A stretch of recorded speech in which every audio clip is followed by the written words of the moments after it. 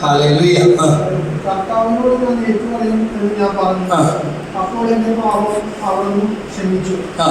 ആകയാൽ ദൈവഭക്തർ ആപത്തിൽ അവിടുത്തോട് പ്രാർത്ഥിക്കട്ടെ. കഷ്ടത കരകവിഞ്ഞൊഴുകിയാലും അവനെ സമീപിക്കുകയില്ല. കഷ്ടത കരകവിഞ്ഞൊഴുകും. പക്ഷെ ഇത്രയും നേരം മഴ പെയ്യുമ്പോൾ ഭയങ്കര വെള്ളം വന്നു. ഇനി പുറത്തോട്ട് ഇറങ്ങുമ്പോൾ നോക്കിക്കോ, ഒന്ന് ആ മഴ തോന്നു കഴിയുമ്പോൾ ആ വെള്ളം മുഴുവൻ എതിലേ പോയെന്നറിയില്ല. ഇത് എവിടെ നിന്ന് വന്ന വെള്ളമാണെന്ന് നോക്കും. പ്രൈസലോ ഹല്ലേലൂയ. കഷ്ടത കരകവിഞ്ഞു ഒഴുകിയാലും കൊടുത്ത് കരകവിഞ്ഞൊഴുകിയാലും അത് അവരെ സ്പർശിക്കുകയില്ല. കഷ്ടത കരകവിഞ്ഞൊഴുകും. ആരുടെ ജീവിതത്തിൽ? മറ്റാരുടെയും ജീവിതത്തിൽ ഉണ്ടായിട്ടില്ലെങ്കിൽ ചിലപ്പോൾ ദൈവഭക്തരുടെ ജീവിതത്തിൽ എല്ലാവരേക്കാൾ കൂടുതൽ ഉണ്ടായേക്കാം. പ്രൈസലോ. ദൈവസഹായമുള്ള ചരിത്രമൊക്കെ കിട്ടുമ്പോൾ ഒന്ന് വായിക്കാൻ വേണ്ടി നോക്കിക്കോ. ദൈവമേ, മുളക് അടിച്ച ചമ്മട്ടി കൊണ്ട് അടിച്ച പാടുകളിൽ അല്ലെങ്കിൽ വരഞ്ഞ പാടുകളിൽ മുളകരച്ച് തേച്ചിട്ട് എരുമപ്പുറത്ത് കയറ്റിയിട്ട് ചന്തസ്ഥലത്തൂടെ അധിക്ഷേപിച്ച് കൊണ്ടുപോയി. പക്ഷേ ഇത് വല്ലതും അദ്ദേഹത്തിന്റെ വിശുദ്ധിയെ നഷ്ടപ്പെടുത്തിയ ഇല്ല. ഹല്ലേലൂയ. യേശുവേ നന്ദി. ഞാനൊരു ഭയങ്കര കുഴഞ്ഞു പറഞ്ഞ ഒരു കാര്യം ഞങ്ങൾക്ക് സാധിച്ചു കിട്ടാൻ വേണ്ടി മകളുടെ കല്യാണത്തിന് മുമ്പ് ദേവസഹായമുള്ളയുടെ മധ്യസ്ഥലത്ത് പ്രാർത്ഥിക്കാൻ വേണ്ടി തോന്നി. അങ്ങനെ പ്രാർത്ഥിച്ചപ്പോൾ ഒരു 2-3 വർഷമായിട്ട് പ്രാർത്ഥിച്ചാൽ ശരിയാകാത്ത, നടന്നു കിട്ടാത്ത ഒരു കാര്യം, ഒരു ഭൗതികമായ ഒരു കാര്യം എനിക്ക് ഇങ്ങോട്ട് നടന്നു കിട്ടിയ അനുഭവം ഉണ്ടായി. Praise the Lord. ഹല്ലേലൂയ. അപ്പൊ ഞാൻ പ്രാർത്ഥിച്ചു ചെയ്താൽ ഞാനോട് കൂടി അവിടെ വന്നോളാം. അടുത്ത് തന്നെ ദേവസഹായമുള്ള ആ കന്യാകുമാരിക്ക് അടുത്ത് തന്നെ, അവിടുന്ന് 10-20 കിലോമീറ്റർ ഉണ്ടെന്ന് പറഞ്ഞു. അതിൻ്റെ അടുത്തൊരു പള്ളിയിൽ ധ്യാനിപ്പിക്കാൻ വേണ്ടി എന്നെ വിളിച്ചു. അപ്പോൾ പക്ഷെ ധ്യാനം ഇഷ്ടപ്പെട്ടത് കൊണ്ട് കുമ്പസാരിക്കാൻ 4 അച്ഛന്മാരെ അറേഞ്ച് ചെയ്തിട്ടുണ്ടായിരുന്നു. എനിക്ക് തന്നു. അപ്പോൾ ആ ജോലി എന്നോട് പറഞ്ഞു, നമ്മുടെ നേരത്ത് പുണ്യാളിൻ്റെ ഇവിടം വരെയും കൊണ്ടുവന്നല്ലേ, നമ്മുടെ അതിൻ്റെ പകുതി ഡീസൽ കാശ് എടുത്താൽ മതി എന്നും പറഞ്ഞ് ഞങ്ങൾ ജീപ്പിനാണ് പോയത്. ഡീസൽ കാശ് എടുത്തിട്ട് ബാക്കി പള്ളി പണിക്കെന്നും പറഞ്ഞ് കൊടുത്തിട്ട് പോകുന്നു. അത്രയും ഒരു ഇത്. അപ്പോൾ ഈ അടുത്ത് അവിടെ നിന്ന് തന്നെ പ്രോഗ്രാമിനെ വിളിച്ച ബിനു എന്ന് പറഞ്ഞ സഹോദരൻ പള്ളി പണിയൊക്കെ എന്തായി? അയ്യോ, അതെല്ലാം പണ്ടേ കഴിഞ്ഞ്. ആ ധ്യാനം അതിനുള്ളതായിരുന്നു. കർത്താവ് തടസ്സവും, ഭയങ്കര തടസ്സവും പ്രശ്നവും തർക്കവും സാമ്പത്തിക പ്രശ്നം അതിനെ കളിഞ്ഞ് എങ്ങൊന്നും കിട്ടാനില്ല. പക്ഷേ വിചാരിക്കാത്ത വഴികളിൽ കൂടെ വന്ന് അത്ഭുതമായിട്ട് അതെല്ലാം നടന്നു. അപ്പം വിചാരിച്ചൻ പറഞ്ഞു, താങ്ക് യു ബ്രദറെ, ഇന്ന് നിങ്ങൾ അങ്ങോട്ട് പോകണമെങ്കിൽ അവിടെ 4-5 സ്ഥലങ്ങളൊക്കെ ഉണ്ട്. അപ്പോൾ അതിനുവേണ്ടി ഇനി വേറെ ദിവസം വന്നാൽ മതി. പക്ഷെ ഇതുവരെ പോകാനായിട്ട്, ആ നേർച്ച തീർക്കാൻ പോകാനായിട്ട് പറ്റിയിട്ടില്ല. അങ്ങനെ ഒരു നേർച്ചയുണ്ട്, അതിൻ്റെ അടുത്ത് വരെയും കൊണ്ടുപോയി. അപ്പോൾ പറഞ്ഞത് അച്ഛനല്ലേ എന്ന് അച്ഛൻ പറഞ്ഞു, ഇപ്പം ഈ രാത്രി പോകണ്ട, അത് ക്ലേശകരമാണ്. കാരണം 6 മണിയായി അവിടുത്തെ പ്രോഗ്രാം കഴിഞ്ഞു. അപ്പോൾ 4 മണിക്ക് പ്രോഗ്രാം തീരും. അച്ഛൻ ആളെയും കൂടി കൂട്ടി വിടാമെന്നാണ് പറഞ്ഞിരുന്നത്. പക്ഷേ ഞങ്ങളന്ന് 6 മണിയായി. പിന്നെ ഭക്ഷണമൊക്കെ കഴിച്ച് വർത്താനമൊക്കെ പറഞ്ഞ് അച്ഛന്മാരൊക്കെ ഉണ്ടായിരുന്നു. വൈകിയാണ് ആ പള്ളിയിൽ നിന്ന് ഞങ്ങൾ പ്രോഗ്രാം കഴിഞ്ഞ് വിട്ടത്. പിന്നെ വേറെ ദിവസം പോകാൻ വേണ്ടി ഇരിക്കാം. Hallelujah, hallelujah. യേശുവേ നന്ദി, യേശുവേ സ്തുതി. ഒന്ന് സ്തുതിച്ച് പ്രാർത്ഥിച്ചേ. Hallelujah, hallelujah, hallelujah, hallelujah, hallelujah, hallelujah, hallelujah. യേശുവേ നന്ദി, ഈശോയെ സ്തുതി. ദൈവമേ ആരാധന, ഈശോയെ ആരാധന, ദൈവമേ ആരാധന, പിതാവേ ആരാധന. Hallelujah, hallelujah, hallelujah, hallelujah, hallelujah, hallelujah, hallelujah, hallelujah. നന്നായി സ്തുതിച്ചേ. യേശുവേ നന്ദി, സ്തുതി, സ്തുതി, സ്തുതി, സ്തുതി, സ്തുതി. ദൈവമേ മഹത്വം, യേശുവേ മഹത്വം, യേശുവേ ആരാധന. ഞാനെന്താണ്? മുന്തിരിച്ചെടിയാ. എൻ്റെ പിതാവ് കൃഷിക്കാരൻ. ആരാ പറഞ്ഞത്? യേശുവാണ് പറഞ്ഞത്.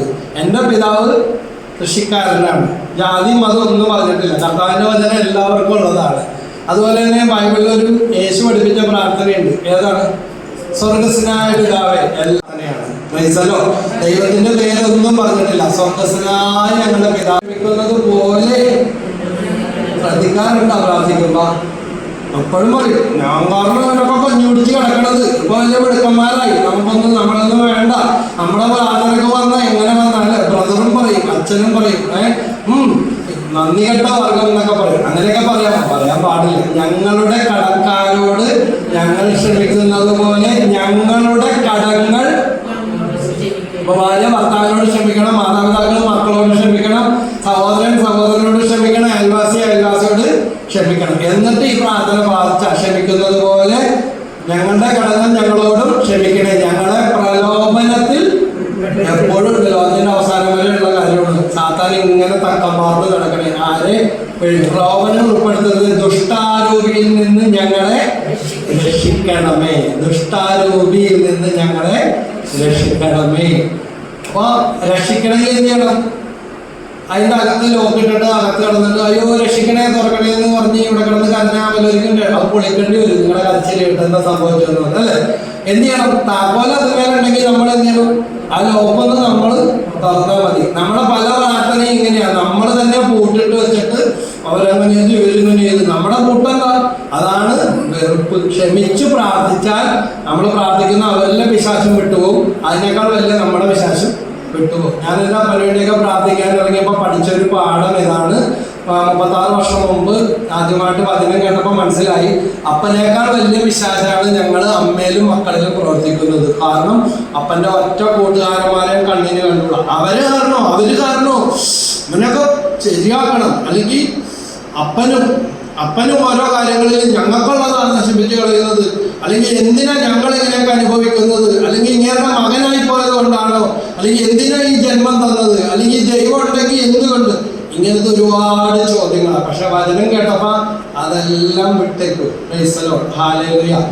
ഫ്രാൻസിസ് അസീസിയുടെ കഥ വായിച്ചിട്ടുണ്ട്. പക്ഷെ ഈ കഥ ചിലപ്പോൾ നിങ്ങൾ അധികം പേര് കേട്ടിട്ടുണ്ടാവില്ല.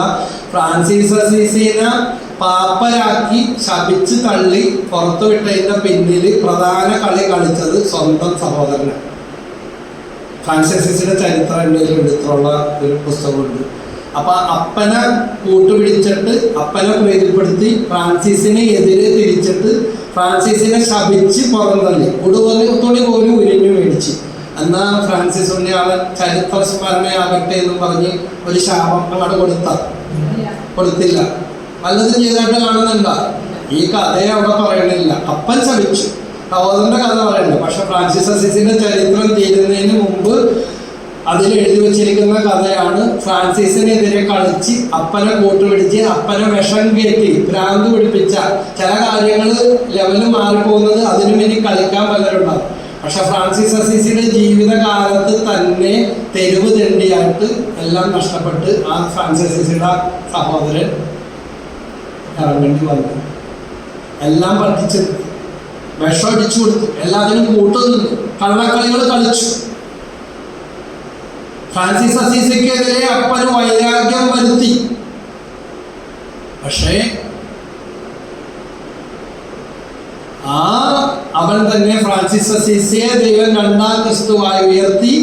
എന്നാൽ അവൻ തന്നെ പരിപാടിയിലേക്ക് പോവുകയാണ്. ഹല്ലേലൂയ. വാളെടുക്കുന്നവൻ വാള നശിക്കും, ഉപ്പ് തിന്നവൻ വെള്ളം കുടിക്കും. ഇതെല്ലാം കറക്റ്റാണ്. അതുകൊണ്ട് നമ്മൾ ആരോടും പ്രതികാരം ചെയ്യേണ്ട കാര്യമില്ല. അവരെ ഏൽപ്പിച്ചു കൊടുത്ത് പ്രാർത്ഥിക്കാം. നമ്മൾ അതിനെ പുറകെ പോയാൽ നമുക്കുള്ള ശക്തിയും അരൂപിയും കൃപയും കൂടി നഷ്ടപ്പെടും. ഹല്ലേലൂയ. യേശുവേ നന്ദി. നമുക്ക് 23-ാമത്തെ സങ്കീർത്തനം ഇപ്പോൾ എഡ്വേർഡ് ബ്രദർ വായിക്കുന്നുള്ള.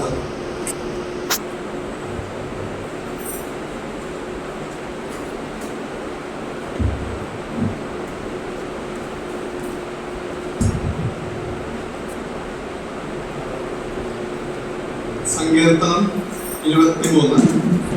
കർത്താവാണ് എൻ്റെ ഇടയൻ, എനിക്കൊന്നിനും കുറവുണ്ടാവുകയില്ല. പച്ചയായ പുൽത്തകിടിയിൽ അവിടുന്ന് എനിക്ക് വിശ്രമം നൽകുന്നു. പ്രശാന്തമായ ജലാശയത്തിലേക്ക് അവിടുന്ന് എന്നെ നയിക്കുന്നു. അവിടുന്ന് എനിക്ക് ഉന്മേഷം നൽകുന്നു. തൻ്റെ നാമത്തെ പ്രതി നീതിയുടെ പാതയിൽ എന്നെ നയിക്കുന്നു. മരണത്തിൻ്റെ നിഴൽ വീണ താഴ്വരയിലൂടെയാണ് ഞാൻ നടക്കുന്നതെങ്കിലും അവിടുന്ന് കൂടെ ഉള്ളതിനാൽ ഞാൻ ഭയപ്പെടുകയില്ല. അങ്ങയുടെ ഊന്നുവടിയും ദണ്ഡും എനിക്ക് ഉറപ്പേകുന്നു. എൻ്റെ ശത്രുക്കളുടെ മുൻപിൽ അവിടുന്ന് എനിക്ക് വിരുന്നൊരുക്കുന്നു. എൻ്റെ ശിരസ് തൈലം കൊണ്ട് അഭിഷേകം ചെയ്യുന്നു. എൻ്റെ പാനപാത്രം കവിഞ്ഞൊഴുകുന്നു. അവിടുത്തെ നന്മയും കരുണയും ജീവിതകാലം മുഴുവൻ എന്നെ അനുഗമിക്കും. കർത്താവിൻ്റെ ആലയത്തിൽ ഞാൻ എന്നേക്കും വസിക്കും. ദൈവവചനമാണ് കേട്ടത്.